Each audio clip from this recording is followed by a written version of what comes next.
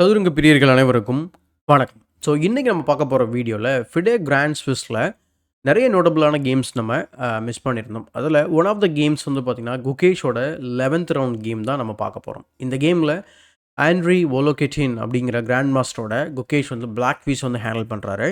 வோலோகெட்டின் வந்து பார்த்திங்கன்னா white pieces வந்து ஹேண்டில் பண்ணுறாரு. ஸோ இந்த கேமை பார்க்கறதுக்கு முன்னாடி ஒரு ரெக்வஸ்ட் என்ன அப்படின்னா, நீங்கள் சப்ஸ்கிரைப் பண்ணாமல் வீடியோஸ்லாம் பார்த்துருக்கீங்க அப்படின்னா சப்ஸ்கிரைப் பண்ணிட்டு பெல் பட்டனை ப்ரெஸ் பண்ணி வச்சுக்கோங்க. அதே போல் நம்ம இந்த வீடியோவை கண்டினியூ பண்ணுறதுக்கு முன்னாடி மறக்காமல் இந்த வீடியோக்கு ஒரு லைக் போடுங்க. இப்போ இந்த கேமை பார்க்கலாம். வோலோகெட்டின் வந்து கேம் வந்து E4 வந்து ஓப்பன் பண்ணுறாரு. இங்கே கேரக்கான் டிஃபென்ஸில் ஸ்டார்ட் பண்ணி வேரியேஷன் வந்து பார்த்திங்கன்னா அட்வான்ஸ்டு கேரக்கானாக போகுது.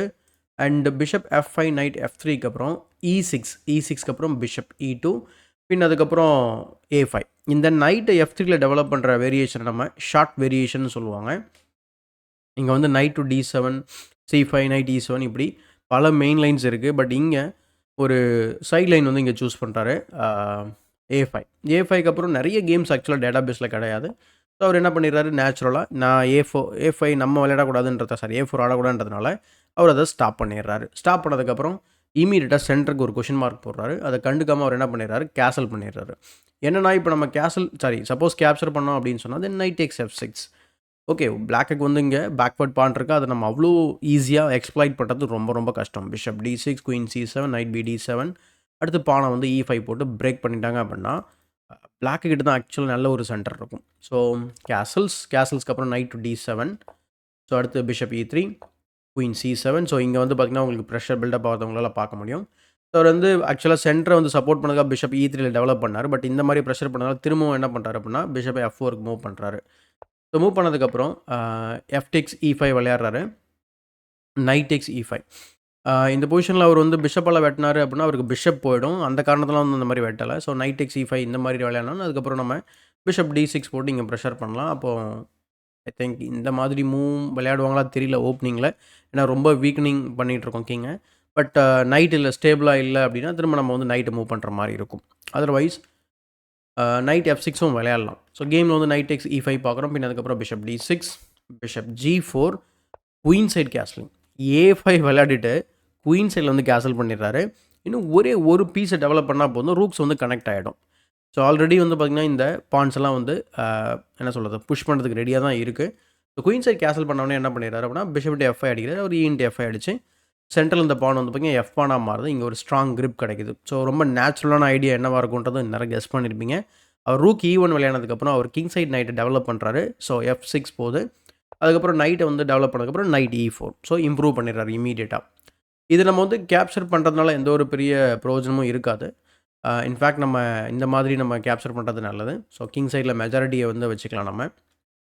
இல்லை நம்ம வந்து FD4 அடிக்கிறதுனாலும் அடிக்கலாம், ரெண்டுமே ஓகே தான். பட் D4 வந்து பெட்டர் சாய்ஸ். பட் கேமில் வந்து அவர் சென்டரை வந்து திரும்ப சப்போர்ட் பண்ணுறாரு. அவரோட சென்ட்ரலைஸ்ட் நைட்டு வந்து பார்த்திங்கன்னா எங்கேயும் போயிடக்கூடாது அப்படின்னு அதுக்கு ஒரு எக்ஸ்ட்ரா சப்போர்ட் போடுறாரு. பின் அதுக்கப்புறம் ரூக் G8. ஐடியா என்ன அப்படின்னா ஜஸ்ட்டு பானை வந்து மேலே ஏற்றுறதுக்கு தயாராகிறாரு. So knight takes D7. அதனால் இங்கே பிஷப் அன்டிஃபெண்டாக இருக்குது. முதல்ல அதை வெட்டலான்னு சொல்லிட்டு அவர் பிஷப் F4 விளையாடுறாரு. பின் அதுக்கப்புறம் நைட் C5 போகுது. அண்டு இங்கே நம்ம குயின் D7 அடித்தோம் அப்படின்னா பிஷப் D6 வந்து பார்த்திங்கனாக்கா அடித்ததுக்கப்புறம் திரும்ப நைட் வந்து உள்ளே வந்துடும். இதனால தான் வந்து இந்த வேரியேஷன் வந்து கரெக்டான variation. So bishop F4 first. பின் அதுக்கப்புறம் அவர் நைட்டை வந்து ரீட் பண்ணிடுறாரு. ஸோ நைட் C5 போனதுக்கப்புறம் ரூக் G8 போகிறாரு. ஸோ நைட்டுக்கு சப்போர்ட்டு ப்ளஸ் ரொம்ப முக்கியமான விஷயம், இந்த நைட்டு திரும்ப உள்ளே ஜம்ப் ஆகக்கூடாதுன்றத ரொம்ப கேர்ஃபுல்லாக பார்த்துக்கிறாரு. ஸோ நைட்டு D3 போயிட்டு திரும்ப பிஷப்பை சேஸ் பண்ணுது. அது மட்டும் இல்லாமல் இந்த சென்டர் ஸ்கொயரை திரும்பவும் வந்து பார்த்திங்கன்னா அவர் நைட்டை சென்ட்ரலைஸ் பண்ண பார்க்குறாரு. ஸோ உடனே பிஷப் D6 C3. அவர் வந்து நைட்டை இப்போ வந்து ஆக்சுவலாக வந்து பார்த்திங்கன்னா வைக்கிறதுனா வைக்கலாம். பட் ப்ராப்ளம் என்ன அப்படின்னா G5 G4னு வந்து நைட்டு ஸ்டேபிளாக இருக்காது. அதனால் இந்த நைட்டை மாற்றி வைக்கிறதுனாலும் வைக்கலாம். பட் இந்த கேஸில் C5 C4னு இப்படி வரும். ஆக்சுவலாக கேமில் ஒரு பாயிண்ட் ஆஃப் டைமில் அவர் பொறுமை இழந்துருவார். அது மட்டும் இல்லாமல் 18 மூவ் தான் நம்ம வந்து இங்கே பார்த்துருக்கோம். ஆனால் அவரோட டைமை பார்த்திங்கன்னா வோலோகெட்டினோட டைம் வந்து பார்த்திங்கன்னா 4.5 நிமிஷம் தான் இருக்குது. ஆனால் குகேஷ்க்கு 34 நிமிஷம் இருக்குது.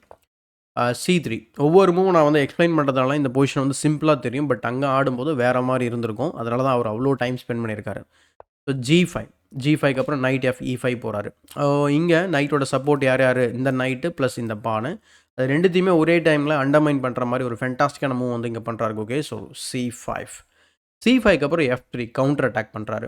C5 பதில் F3 கவுண்டர் அட்டாக். அதுக்கப்புறம் C4 removing one of the guard. So இங்கே வந்து பார்த்தீங்கன்னா C4க்கு அவர் F into E4 அடிக்கிறாரு. அண்ட் அதுக்கு பதில் அவர் என்ன பண்ணியிருக்கலாம் அப்படின்னா நைட் F2 போயிட்டு நைட்டை சேலஞ்ச் பண்ணியிருக்கலாம். என்னன்னா இப்போ நைட் பானோட அட்டாக்ல இருக்குது. ஸோ அதனால் வந்து பிளாக் கண்டிப்பாக ரியாக்ட் பண்ணியே ஆகணும். எக்ஸாம்பிள் பிஷப் இன்ட்டு E5 அதுக்கப்புறம் D இன்ட்டு E5 விளையாடலாம். பின் அதுக்கப்புறம் நைட்டை வந்து சேஃப்கார்ட் பண்ணிக்கலாம். இப்போது இந்த பானை டார்கெட் பண்ணுறதுக்கு தயாராகலாம். ஸோ அவர் வந்து பார்த்திங்கன்னா டிஃபெண்ட் பண்ண ஆரம்பிப்பார். H6 and then rook A D1 and then king B8. So இது வந்து ஈக்குவலான கேம். ஏன் இந்த இடத்துல நம்ம இந்த வேரியேஷன் பர்டிகுலராக உங்களுக்கு காமிக்கிறேன் அப்படின்னா இதுதான் வந்து கிரிட்டிக்கல் மொமெண்ட். 52 செகண்ட்ஸ் தான் வந்து பார்த்திங்கன்னா வோலோகிட்டினுக்கு வந்து இருக்குது. ஸோ எஃப்டெக்ஸ் E4க்கு அவர் என்ன பண்ணுறாரு, D-Tex E4 விளையாடுறாரு. பின் அதுக்கப்புறம் குயினை வந்து பார்த்திங்கன்னா H5ல போட்டு கவுண்டர் அட்டாக் பண்ணுறாரு. என்ன கவுண்டர் அட்டாக் அப்படின்னு பார்க்கும்போது இங்கே இந்த பானு, இந்த 2 பானு ப்ளஸ்ஸு இந்த ரூக்கையும் சேர்த்து அட்டாக் பண்ணுறாரு. இப்போ நம்ம வந்து பீஸை ரெக்கவர் பண்ணி ஆகணும். குகேஷ் வந்து பார்த்திங்கன்னா C-Tex D3 விளையாடி பயங்கரமான ஒரு அற்புதமான ஒரு பான் ஸ்ட்ரக்சர் வந்து இங்கே கிரியேட் பண்ணுறாருன்னு வச்சுக்கோங்களேன். பின்ன அதுக்கப்புறம் அவர் என்ன பண்ணார், நைட் D3 விளையாடுறாரு. இந்த குயின் இங்கே வந்தது மல்டிபிள் திங்ஸ் அட்டாக் பண்ணுறது. ஓகே, இந்த குயின் வந்து டிஃபெண்ட் பண்ணிகிட்டு இருக்கு. பட் இருந்தாலும் இங்கே முக்கியமான விஷயம் இந்த டாக்டிஸ்க்காக தான் வந்து அவர் என்ன பண்ணார், அந்த குயினை வந்து H5 கொண்டு வந்தார். ஏன்னா இப்போ நம்ம வெட்ட முடியாது. வெட்டணும் அப்படின்னா ரூக் வந்து ட்ராப் ஆகிடும். அது மட்டும் இல்லாமல் இந்த பொசிஷனில் குகேஷ் வந்து பார்த்திங்கன்னா சிம்பிளாக குயின் C6 போயிட்டு இந்த ரூக்குக்கு வந்து எக்ஸ்ட்ரா டிஃபென்ஸ் போட்டு நைட்டை வந்து திரும்பவும் த்ரெட்டன் பண்ணுறாரு. அதனால் அவர் என்ன பண்ணுறாரு, நைட் F2 போகிறாரு. இங்கே இன்னொரு வேரியேஷன் கூட இங்கே பாசிபிள் தான். அதே போல் நைட் X D3க்கு அப்புறம் இன்னொரு வேரியேஷன் என்ன அப்படின்னா பிஷப் டேக்ஸ் H2 செக்கு. இது ரொம்ப இன்ட்ரெஸ்டிங்காக இருக்கும். இது வந்து ரொம்ப டீப்பான ஒரு என் கேம்குள்ளே போகிற வரைக்கும் இருக்கும். நம்ம பார்க்கலாம், இன்ட்ரெஸ்டிங்காக இருக்கும். ஸோ இந்த மாதிரி கேப்சர் பண்ணதுக்கப்புறம் E-Tex D3 rook A D1 பின் அதுக்கப்புறம் F4.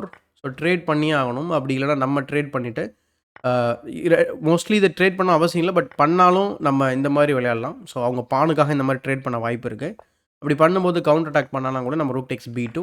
So taking advantage of the pin. So அதுக்கப்புறம் ஃபியூ செக்ஸ் கொடுக்கலாம். அதுக்கப்புறம் திஸ் இஸ் கம்ப்ளீட்லி வினிங். F2க்கு அப்புறம் பான் ப்ரொமோஷன் ஸ்டாப் பண்ணி ஆகணும். அப்படி பண்ணும்போது நம்ம என்ன பண்ண முடியும் அப்படின்னா ஏ பானை வந்து பாஸ் பண்ணால் மாற்றி இதை நம்ம ட்ரௌசர் ஐடியா அப்படின்னு சொல்லுவோம். 2 பக்கமும் பாஸர் இருக்குது. சப்போஸ் நீங்கள் இங்கே வந்தாலும் ஒரு பிரச்சனையும் கிடையாது. Will just keep on pushing. அவங்க இங்கே எப்போ வெட்டுறாங்களோ அப்படியே ட்ரேட் பண்ணிட்டு அப்படியே ப்ரொமோட் பண்ண வேண்டியது தான். ஸோ வெட்டுறது பாசிபிளே கிடையாது. So this is also winning. So bishop H2 பற்றி நிறைய பேர் கட்டாயமாக திங்க் பண்ணியிருப்பீங்க. அதுக்காக தான் இந்த பர்டிகுலர் வேரியேஷன் நான் வந்து காமிக்கிறேன். குயின் C6 போகிறாரு. பின் அதுக்கப்புறம் nights F2 and then E3 நைட்டுக்கு ஒரு கிக்கு. நைட் D3 வருது. பின் அதுக்கப்புறம் குயின் E4 குயினை சென்ட்ரலைஸ் பண்ணி பேட்டரியும் ஃபார்ம் பண்ணுறாரு. ரொம்ப ஸ்ட்ராங் போஸ்ட் குயினுக்கு ஆக்சுவலாக.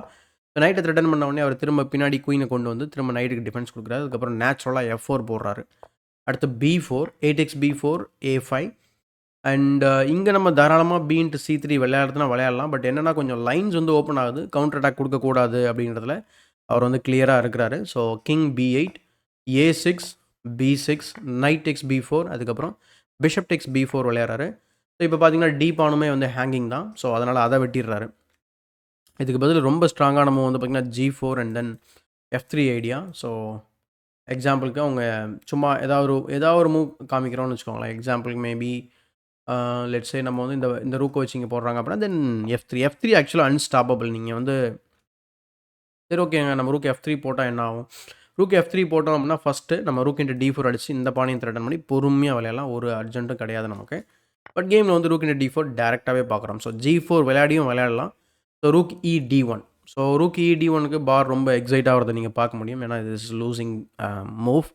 அதே போல் இங்கே குகேஷ் வந்து பார்த்திங்கன்னா ரூக் E7 வந்து லிஃப்ட் பண்ணுறாரு. அதுக்கு பதில் ஒரு டேரெக்டாகவே இதை கேப்சர் பண்ணாலுமே வந்து பார்த்திங்கன்னா லாங் வேரியேஷன் இது. ஸோ இதுவுமே வந்து பார்த்திங்கனாக்கா ரூக் into D1 அதுக்கப்புறம் G4 F3ன்னு சொல்லி இதுவுமே வின்னிங் வேரியேஷன் தான். அப்புறம் E2 இந்த மாதிரி போகும். பட் ரூக் E7 பின் அதுக்கப்புறம் B5 king A7 rook Tex rook queen Tex rook and then rook to D1. பாவம் அவர் வந்து பார்த்திங்கன்னா ஃபுல்லாக இன்க்ரிமெண்ட்டில் மட்டும்தான் விளையாடிட்டு இருக்கிறாரு. அட்லீஸ்ட் குகேஷ்க்கு வந்து பார்த்திங்கன்னா 4 நிமிஷம் இருக்குது இப்போதைக்கு. Queen C5 threatening maybe Discovery. ஏன்னா குயின் வந்து மூவ் ஆச்சு அப்படின்னா டிஸ்கவரி நம்ம பண்ணலாம். ஸோ H3 அவர் வந்து பேசிக்காக வெயிட் பண்ணுறாரு என்ன பண்ண முடியும் உன்னால் அப்படின்னு. அவரும் வந்து பார்த்திங்கன்னா வெயிட் பண்ணுறாரு, ஒரு வெயிட்டிங் மூவ். H5க்கு king H1. இந்த பொசிஷனில் இங்கே நம்ம வெட்ட முடியாது க்ரீடியாக. வெட்டினோம் அப்படின்னா then E2 check wins the rook. So அதனால் அது பாசிபிள் கிடையாது. ஸோ அதனால் கிங்கை வந்து மூவ் பண்ணி டிஸ்கவர்லேருந்து வெளில போகிறாரு. பின் அதுக்கப்புறம் G4 அடுத்த rook F1 and then queen to D4 rook to D1 பின் அதுக்கப்புறம் குயின் டு C5.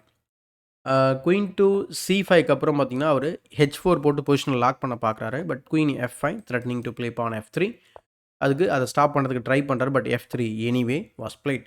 ஏன் அப்டின்னா, இந்த பொசிஷன்ல அவருக்கு டைம் கண்ட்ரோலுமே கெடைச்சிருக்கு. ப்ளஸ் இந்த இடத்துல ரிசைனும் பண்ணிடுறாரு. ஏன் ரிசைன் பண்ணணும் அப்டின்னு ரொம்ப சிம்பிள். இப்போ நேச்சுரலா என்ன விளையாடுவோம்? ஜிடெக்ஸ் F3 விளையாடுவோம். ஜிடெக்ஸ் F3னா ஜிடெக்ஸ் F3 இப்போ டபுள் அட்டாக் இருக்கிறத உங்களால பார்க்க முடியும். நீங்க குயினால வெட்டினாலும், ரூக்கால வெட்டினாலும் எல்லாமே ஒண்ணு தான். ஸோ ரூக்கால வெட்டினீங்க அப்டின்னா குயின் சாக் பண்ணிடலாம். அதுக்கப்புறம் E2க்கு அப்புறம் ஆக்சுவலா இந்த பான ப்ரமோட் பண்றத ஸ்டாப் பண்ண முடியாது. வெரி இன்ட்ரஸ்டிங் திங் என்ன தெரியுங்களா? இந்த கிங் வந்து வீக்கா இருந்தாலும், இந்த 7த் ரேங்க் ஞாபகம் இருக்குங்களா? ரூக் E7 லிஃப்ட் பண்ணாரு இல்லையா? அப்போ ஒரு ப்ரொஃப்ளாக்டிக் மூவ் வந்து குகேஷ் பண்ணது எவ்வளோ யூஸ்ஃபுல்லா இருக்கு பாருங்க. ஏன்னா, இந்த வேரியேஷன் வந்து டெஃபினட்டா இந்த ரூக் வந்து 8த் ரேங்க்லயோ இல்ல வேற எங்கேயாவது மிஸ்பிளேஸ் ஆயிருந்தா கண்டிப்பா பாசிபிள் கிடையாது. ஸோ, அதனால இங்க அவர் ரிசைன் பண்றாரு. ஸோ, இந்த ஒரு பர்ட்டிகுலர் வேரியேஷன் இருக்கிறதுனால F3க்கு அப்புறம். ஸோ, பான் ஸ்டார்ம் வந்து சூப்பரா பண்ணியிருந்தாரு குகேஷ். ஸோ, சென்டர்ல குகேஷ் வந்து பார்த்தீங்கன்னா, இந்த கேரகான் டிஃபென்ஸ்ல நம்ம எப்படி அட்வான்ஸ் வேரியேஷனா எப்படி அதில பர்ட்டிகுலரா ஷார்ட் வேரியேஷன எப்படி ஹேண்டில் பண்றது? ரொம்ப எப்படி சொல்றது? கவுண்டர் இன்ட்யூட்டிவா வந்து ஆடியிருப்பாரு.